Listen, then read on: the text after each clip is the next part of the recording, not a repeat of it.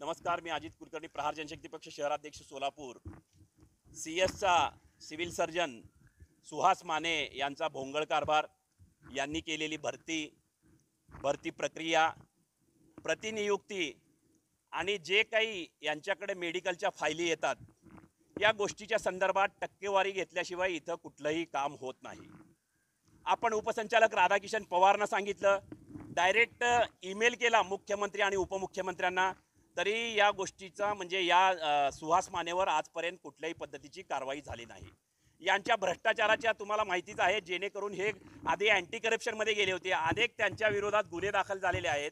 त्या गोष्टीची चौकशी न करता सुहास मानेला जसंच्या तसं इथं ठेवण्यात आलेलं आहे आणि त्यांच्या मिसेसना प्रतिनियुक्तीवर इथं आणण्यात आलेले आहे।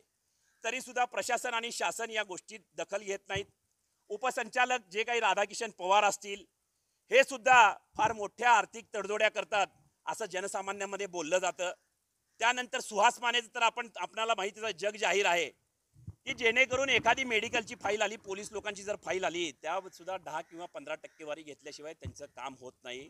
यासाठी प्रहार जनशक्ती पक्ष आणि शेतकरी संघटनेच्या वतीने आज तानाजी सावंतच्या आरोग्य मंत्र्यांना नोटांचा हार घालून त्यांचा जाहीर निषेध, पैसे घ्या पण काम करा, अशी जी प्रहार जनशक्ती पक्षाच्या वतीने आज एक मोठ्या प्रमाणात आंदोलन करण्यात आलेलं आहे।